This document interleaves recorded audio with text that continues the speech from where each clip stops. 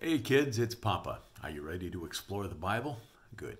All right, well, take your Bibles and turn to Genesis chapter 9. And I want you to actually open your Bibles and turn to Genesis chapter 9, okay?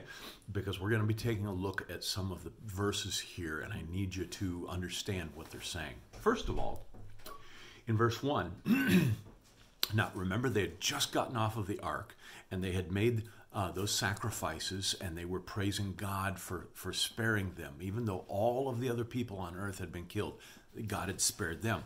And so God says to them in verse 1 of Genesis chapter 9, I hope you're there, and God blessed Noah and his sons and said unto them, be fruitful and multiply and replenish the earth. Now, what he was saying here was, I want you to have kids, and I want those kids to have kids, and I want the world to be filled with people. And he kind of reiterates this back down in verse 7. Take a look at verse 7, where it says, and you be fruitful and multiply and bring forth abundantly in the earth and multiply therein. Now, here, this is the beginning of a new dispensation. The first dispensation was the age of innocence, where they were in the garden. And there was, God had told them, I want you to go ahead and fill the earth. They hadn't started having babies yet. But he said, and then he said, there's only one thing that you can't do.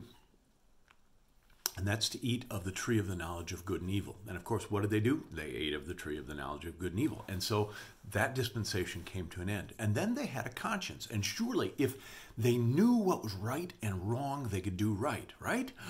Wrong. And so we see that that dispensation ended with God saying that every imagination of man's heart was only evil continually. And so he destroyed the earth with a flood. And so that was at the end of the second dispensation. Now this is the beginning of the third dispensation. And in each dispensation, God changes the ground rules just a little bit. He gives man a new opportunity, a new advantage, a new ability. And surely with that new ability and advantage, they can serve God, right? Wrong. Well, here he tells them, okay, I want you to fill the earth. And then he says, we're going to change things just a little bit. You see, up until this time, man would eat vegetables and he would eat, fruit and that type of thing, but he wouldn't eat animals. Of course, they didn't eat animals during that time. But now he says, okay, notice in verse 2, and the fear of you and the dread of you shall be upon every beast of the earth, and upon every fowl of the air, upon all that moveth upon the earth, and upon all the fishes of the sea. Into your hand they are delivered. And so what he's saying here is, I am going to make them fear you a little bit so that they won't attack you, and so that it'll be a little more difficult for you to kill them and eat them. And so notice he says, every moving thing that liveth shall be meat for you, even as the green herb have I given you all things. So he's kind of telling them this again, reiterating it, and saying, okay, now all of these animals, you can eat them. But notice in verse 4, he says, but the flesh with the life thereof, which is the blood thereof, shall ye not eat. So what he's saying is, don't eat the blood, okay? Drain the blood and then eat the animal.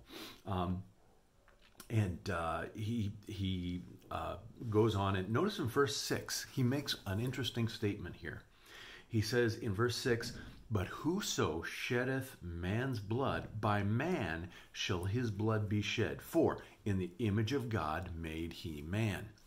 Okay, now here he is giving man the authority to organize, to form government, and he's giving them the ultimate punishment, and that is that if somebody kills someone else, then you need to try them and determine whether or not they actually killed someone else, and if they did, you need to take their life. That's called capital punishment.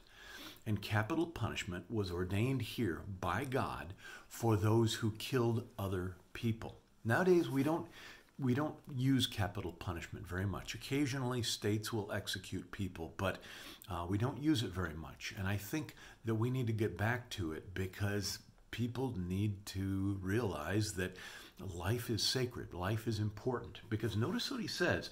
He says, for in the image of God made he him. It made he man. In other words, what he's saying is when you kill someone else, you are killing a picture, an image of God. And that's wrong. You cannot do it.